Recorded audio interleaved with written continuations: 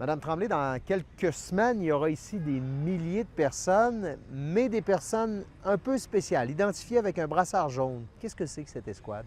Oui, en fait, c'est la brigade du festival d'été.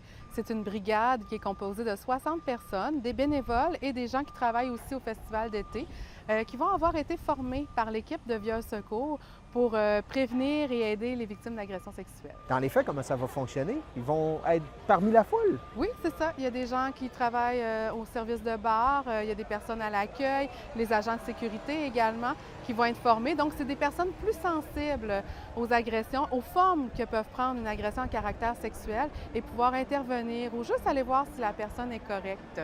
Qu'est-ce qu'on va surveiller en particulier? On va surveiller, mettons, les baisers non désirés, les attouchements, des contextes qui sont des agressions à caractère sexuel, sensibiliser les gens, puis aussi être une ressource identifiée que si on se sent pas bien, si on se sent en danger ou qu'on a vécu quelque chose, on peut aller vers ces personnes-là.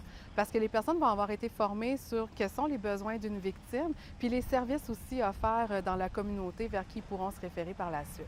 Est-ce que les femmes, parce que pour la Oui. plupart, ce sont des femmes qui sont victimes, est-ce qu'elles pourront le faire en toute quiétude, aller voir ces gens-là en toute quiétude? Est-ce qu'il y a un message? Dans les bars, par exemple, on parlait du drink l'Angelo. Est-ce qu'il y a une espèce de message que les femmes devraient savoir pour aborder ces gens-là? Tout à fait, juste d'identifier ces personnes-là avec le brassard, puis aller nommer qu'on se sent pas bien ou qu'il nous est arrivé quelque chose. Puis nous, ce qu'on va conseiller à ces personnes-là, c'est d'isoler la personne, de prendre un coin tranquille pour vraiment voir, évaluer la situation pour justement offrir par la suite les services nécessaires. Ce ne sont pas des agents de sécurité. Il y en a qui pourraient Il y être des en agents de a, il y sécurité. en a, mais pas nécessairement. Ça peut être au service de bar, ça peut être des bénévoles.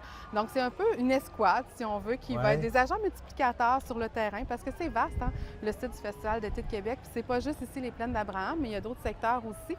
Donc, c'est vraiment pour avoir une vigilance. Puis aussi, je pense que je peux pas me prononcer pour le festival, mais c'est quand même prendre position contre les agressions à caractère sexuel, puis lutter aussi contre cette problématique sociale. Pourquoi fallait-il le faire? Pourquoi fallait-il le faire? Parce que ça existe. Je dirais pas que le festival, particulièrement celui-ci, Ouais. il y a des agressions sexuelles, mais il y en a dans tous les types d'événements. Alors, je pense que c'est important d'offrir un lieu pour les festivaliers qui est sécuritaire, puis de sensibiliser la population également à des gestes que, sans le savoir, on peut avoir fait ça, mais on ne se rend pas compte que c'est une forme d'agression.